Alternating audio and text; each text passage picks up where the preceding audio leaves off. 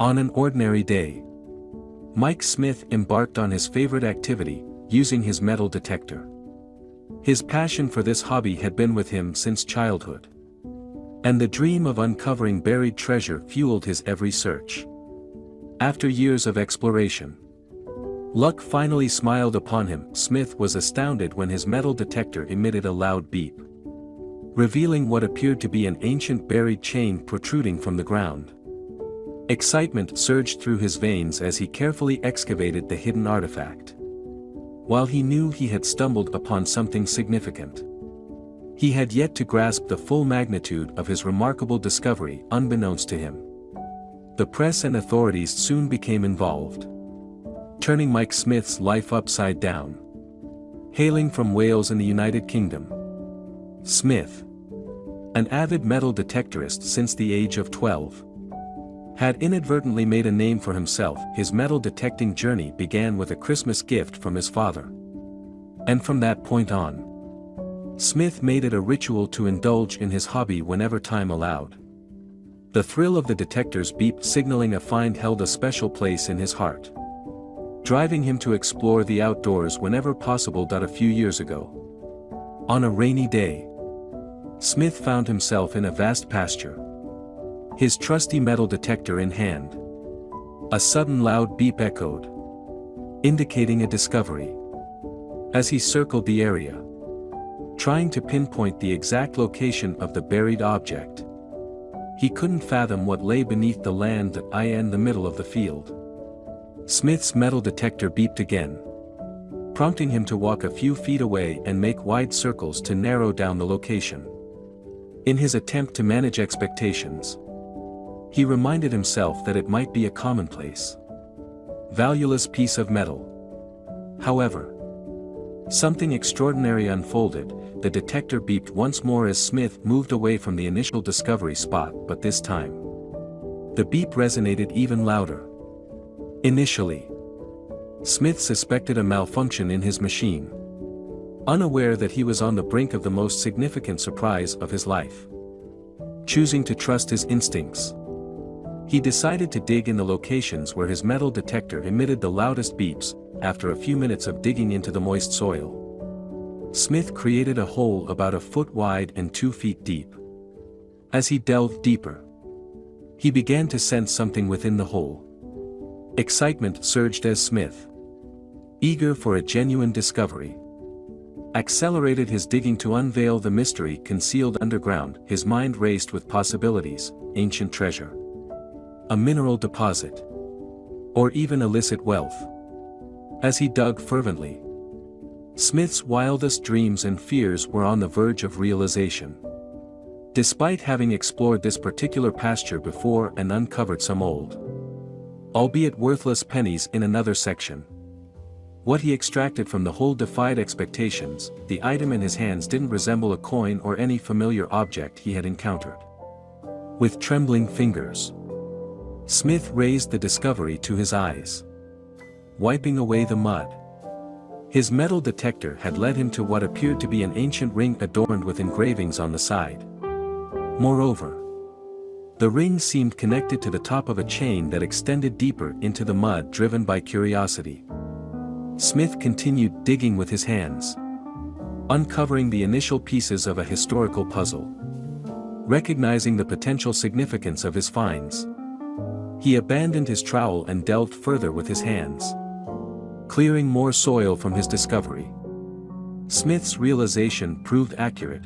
It was a sizable ring affixed to a metal chain. Nevertheless, no matter how strenuously Smith tugged, the rusty buried chain remained immobile. Puzzled, he wondered what it could possibly be connected to. Opting for a different approach, Smith dropped to his knees and attempted to manipulate the soil surrounding the enigmatic object, hoping to free it from the earth. Despite his efforts, the chain remained firmly stuck. Undeterred and unwilling to give up easily, Smith persisted, ignoring the rain and mud as he continued digging around the chain. Yet, as he dug, it seemed like an endless task, uncovering ring after ring along with the chain. Hours passed, And finally, Smith reached the end of the iron chain. However, this milestone brought a new set of challenges that it became apparent that whatever the links were attached to was much larger than the chain itself. Furthermore, even with the entire chain freed from the mud, Smith still struggled to extract whatever lay attached to it, compounding the situation. The remaining daylight dwindled unnoticed.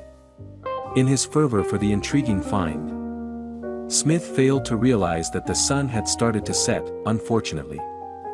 As he hadn't planned on an extended stay in the field, Smith had neglected to pack a flashlight. Faced with the encroaching darkness, he reluctantly decided to pack up his metal detector and head home. Whatever lay buried in the ground would have to wait until the next morning, resigned to the delay. Smith committed to returning at first light to resume the excavation of the buried chain. Only a few hours away. However, it would turn out to be one of the longest nights in Smith's life. At home, lying in bed, Smith found it impossible to fall asleep. His thoughts were consumed by the buried chain. And although he had only shared the discovery with close friends and metal detector enthusiasts, he couldn't shake the worry that someone else might stumble upon it before he could take a closer look. The more he pondered the buried chain, the stronger the sinking feeling that overcame Smith. He began to wonder if what he had uncovered was something ominous. After all, there must be a compelling reason for someone to bury such a chain in a remote field. Additionally, Smith had read about ancient burial sites in the area, and the thought of disturbing a historical grave weighed heavily on him. As morning broke, Smith returned to the site, anxious about the possibility of the chain being missing or archaeologists having taken over. Fortunately, upon reaching the location, he felt relief as the buried chain remained undisturbed. In the morning light, Smith resumed digging, determined to unveil the secrets hidden beneath the earth. However, as he cleared away mud, Smith noticed something peculiar, an unnoticed small hole beneath the chain, visible now in the light of the morning. Intrigued, he plunged his spade into the opening and gasped as it struck a pocket of empty air. Suddenly, the earth gave way beneath him, and Smith found himself falling into a hole. In a terrifying turn of events, the earth opened up and swallowed Mike Smith whole. Thankfully, Smith only descended a couple of feet before landing on hard stone. In complete darkness, disoriented and uncertain of his surroundings, he remembered to use his flashlight, illuminating the chamber. Smith realized he had landed in an underground space of some kind. As he looked around, fear gripped his heart that he observed numerous layers of scratches and peculiar, cult-like symbols scattered across the stone walls. However, something else captured Smith's attention. The scratches enveloped nearly every inch of the chamber's walls. Upon closer examination, Smith realized that what he initially perceived as scratches were, in fact, a form of writing. There was an oddly familiar quality to these markings, as if he had encountered them before. As Smith scrutinized the inscriptions further, he discerned that they weren't random scratches but rather repeated formations of the letters V over and over again. Yet, the meaning behind this pattern eluded him. Undeterred, he moved towards the far walls where the writing was most profound, running his fingers over the etchings in an attempt to unravel their significance. During his exploration of the small cavern, Smith noticed that the foreboding VV symbols seemed to follow a discernible path. The person responsible for carving these letters had done so repeatedly, with a hand that betrayed a sense of trembling unease.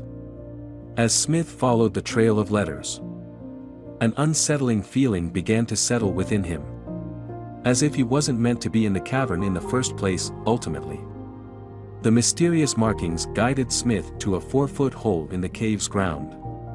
Strangely, the scratched letters abruptly ceased at this point, Looking up from the hole, Smith spotted an object caked in mud just beside the entrance through which he had entered. A few feet from the hole's bottom, he noticed a small, mud-covered object. Despite its size being no larger than a coin, Smith's years of experience with a metal detector had honed his eyesight. Hurriedly, he picked up the tiny white object, wiping off the mud initially. Disbelief washed over Smith as he held something inconceivable in his hands, a piece of skeletal human remains. A dedicated metal detecting hobbyist. He was well versed in the laws governing such discoveries. For the first time, Smith found himself compelled to call the authorities due to a find he stumbled upon in the cavern's darkness, a human tooth. Specifically identified later by the authorities as a molar, this unexpected turn of events bewildered Smith, who couldn't fathom that it all stemmed from his initial discovery of a buried chain. Now faced with the daunting task of navigating his way out of the dark cave, he urgently reached for his phone, thankfully brought along that morning with the timely arrival of his friends. Smith was assisted out of the cavern, yet his hands continued to tremble as he placed the next critical call to the authorities. Unfortunately, the response he received fell short of his expectations, initially contacting the officials at the National Museum of Wales. Smith found himself met with surprising skepticism and laughter as he attempted to explain the discovery in the pasture. The incredulous archaeologists refused to believe his account, considering it absurd for someone to claim finding an ancient cavern by pulling on a buried chain. Smith, in hindsight, acknowledged that his story must have sounded peculiar. Undeterred, Smith, the determined metal detector enthusiast, felt an unwavering resolve to convince the archaeologists of the authenticity of his find. Recounting the situation during an interview, he emphasized that their skepticism arose from the unprecedented nature of his discovery in the cavern. Despite their initial disbelief, Smith was determined to make the archaeologists believe in the truth of his extraordinary encounter, confident that there was a way to persuade the archaeologists of the authenticity of his discovery. Smith chose to disclose his suspicion that the cavern might contain human remains. The moment those words left his lips, the officials swiftly altered their attitudes. Eager to investigate, they requested Smith's location and promptly dispatched a team to assess the situation. The expressions on their faces spoke volumes. And Smith, in retrospect, was grateful that they took his account seriously. The excavation process commenced the very next day on the cavern and the buried chain. As the archaeologists delved into the site, they unraveled the mystery behind the buried chain. It was connected to an ancient chariot. Remarkably, the location Smith had stumbled upon turned out to be an ancient Celtic chariot burial site, recalling the discovery. Smith informed reporters my first find was a Celtic horse harness junction piece. When I found it, my friend said I would never top it. But the next day I went back and found the rest. Despite this remarkable find, a lingering question remained unanswered: what was the purpose of the markings within the cavern beneath the chariot? Archaeologist Alison Fern shed light on this mystery, revealing that the VV markings were occasionally found in ancient Celtic places of worship or on the door frames of homes. According to Fern, these markings were references to the Virgin Mary, utilized by 14th and 15th century villagers to ward off witches and demons. However, carving them into the walls of a cave signaled an extraordinary level of fear.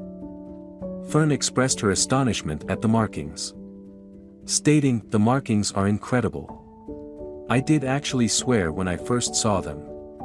I had never seen anything like them.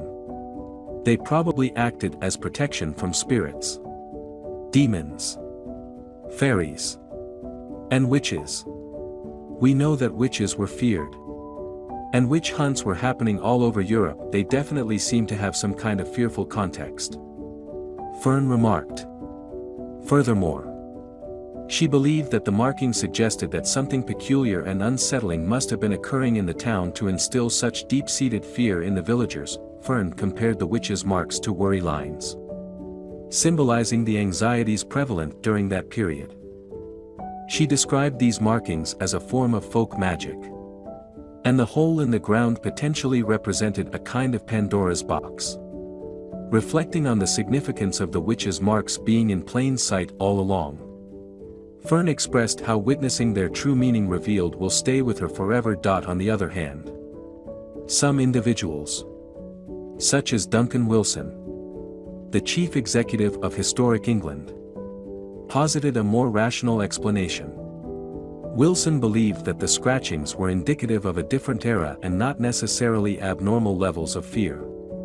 He pointed out that 2 centuries ago, the English countryside was vastly different, marked by the omnipresence of death, disease, and an imagination that readily conjured evil forces in the dark. Historian John Charlesworth proposed another perspective, suggesting that natural occurrences like famine could have contributed to the superstitions among the villagers. According to him, these were areas where supernatural forces in an untamed, non-human environment might be at play, leaving local people feeling entrapped in a monstrous landscape, regardless of the reasons for their creation. Charlesworth emphasized that the witch marks are an essential historical find. Beyond the markings, the cavern yielded various historical items, including a brooch, bronze bridle fittings, and tool handles, offering a rich tapestry of historical artifacts discovered by the archaeologists in the same cavern Smith had explored. However, Smith remained perplexed about the purpose of the discovered items. When they were unearthed, the items had taken on a green hue due to corrosion, though the bronze components were still adorned with bright red enamel. Despite the mysterious nature of these artifacts, Smith found immense satisfaction in his extraordinary find, expressing his astonishment. Smith remarked, "This is unprecedented. And underneath the chariot, there is still a 3-meter cavern. If you go by other chariot finds, there could be weapons or it could even be treasure. Believe it or not, it is not unusual to find a burial chariot dating from the period all over Europe. However, what made this one so special was the fact that it was the first one they found in the United Kingdom. I still can't believe it." Reflecting on the surreal and life-changing experience, Smith confessed that he had often daydreamed about such a discovery. He added that it's still surreal and life-changing.